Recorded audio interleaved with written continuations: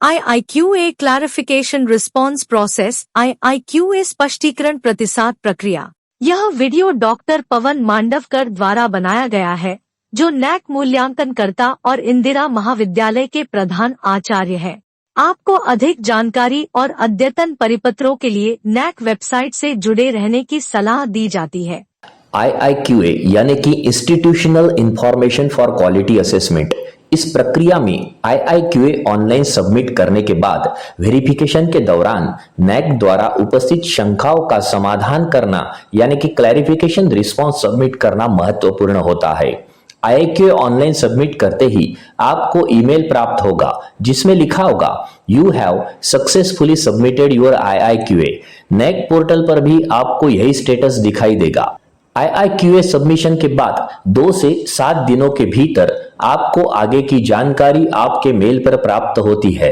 साथ ही संस्थान के नैक पोर्टल पर भी उपलब्ध होती है।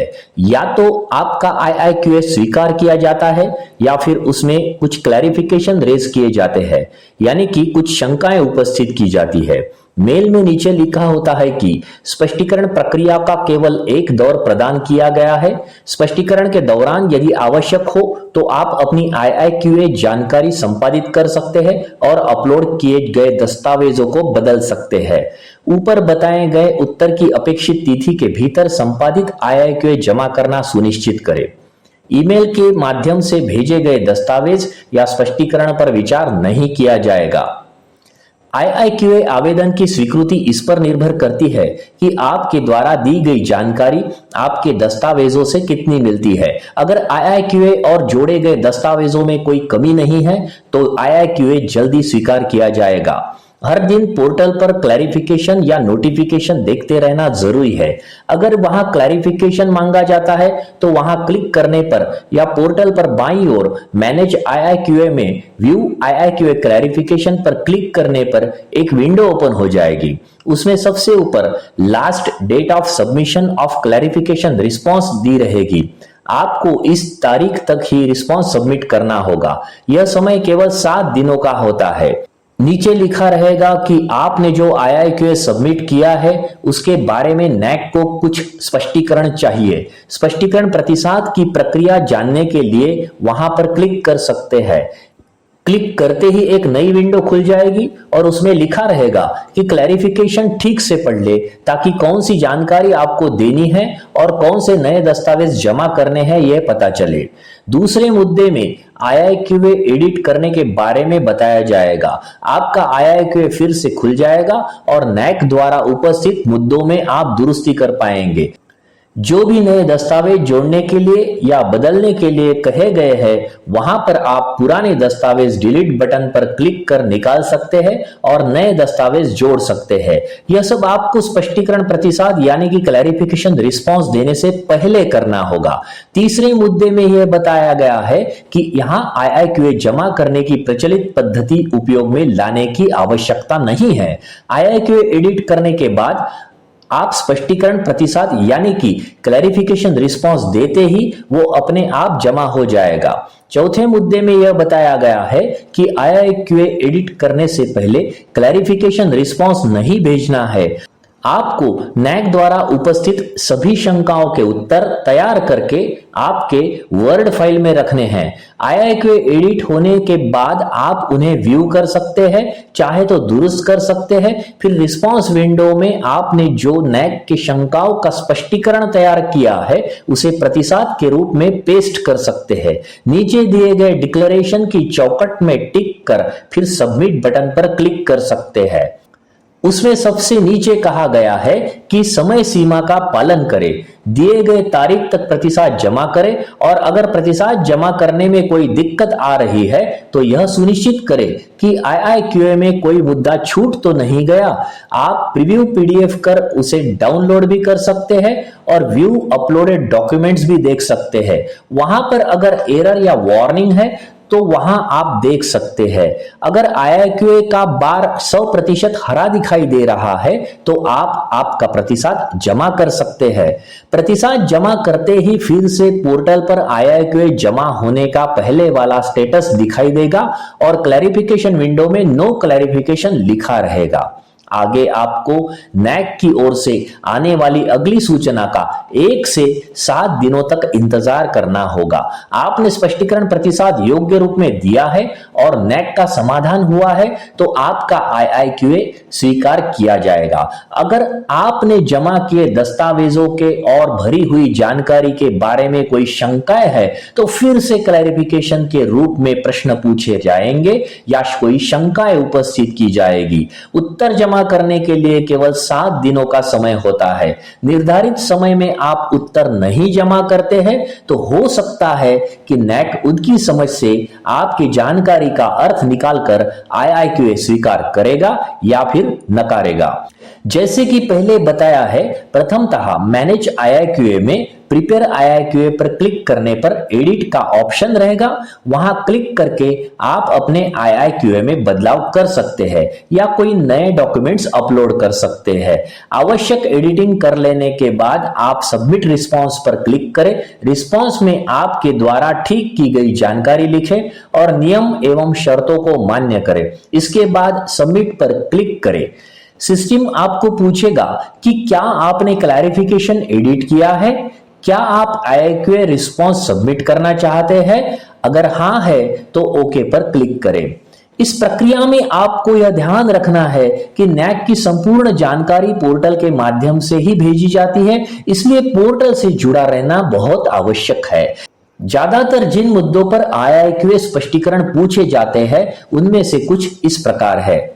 University affiliation translated certificate for offering all the programs valid for the current year may be provided along with the recognition of research center।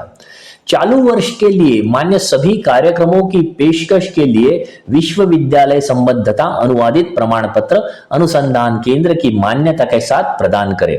इसलिए आपको आपके विश्वविद्यालय से एक प्रमाण पत्र पहले ही लेके रखना है जिसमें आपके यहाँ चल रहे सभी अभ्यासक्रमों का उल्लेख हो और जिन्हें स्थायी या अस्थायी रूप से मान्यता हो। Self-declaration may be uploaded with the list of closed programs in assessment period as second table as per format of NAC। स्व घोषणा को NAC के प्रारूप के अनुसार मूल्यांकन अवधि में बंद कार्यक्रमों की सूची के साथ दूसरी तालिका के रूप में अद्यतन करें। जो स्व घोषणा पत्र का नमूना IIQA भरते समय आपने डाउनलोड किया है उसे पूर्ण रूप से भरना आवश्यक है। अगर कोई भी अभ्यासक्रम आपने बंद नहीं किया है फिर भी वहां नॉट एप्लीकेबल या नील लिखकर जोड़ना है। Programme details mention in IIQA is with subject combination which is not found in university affiliation. Please provide the appropriate clarification or document। IIQA में उल्लेखित कार्यक्रम विवरण या विषय संयोजन विश्वविद्यालय संलग्नीकरण या एफिलिएशन में नहीं दिखाई देता है। कृपया उचित स्पष्टीकरण या दस्तावेज प्रदान करें। कई बार जैसे हमने IIQA में प्रोग्राम दिए होते हैं वैसे ही विश्वविद्यालय एफिलिएशन लेटर में नहीं दिखाई देते। उदाहरण के तौर पर हम प्रोग्राम में लिखते हैं कि BSc फिजिक्स केमिस्ट्री मैथ्स और एफिलिएशन में लिखा होता है केवल BSc। यह पद्धति हर विश्वविद्यालय और राज्य में अलग अलग प्रकार में दिखाई देती है। उस पर आपको स्पष्टीकरण देना होता है कि आपके विश्वविद्यालय में एफिलिएशन दस्तावेज में विवरण देने की प्रथा क्या है और किसी विषय का समूह या एकत्रित करना यह कॉलेज का अधिकार किस प्रकार से है। या तो फिर आप विश्वविद्यालय से इस आशय का प्रमाण पत्र ले सकते हैं। नेशनल एजुकेशन पॉलिसी पूर्ण रूप में लागू होने के बाद यह समस्या शायद नहीं आएगी। All the AQR direct link leading to the PDF file may be provided। आपने जो पिछले 4 वर्ष के AQR की लिंक दी है वह सीधे आपके वेबसाइट के PDF फाइल तक ले जाने वाली चाहिए।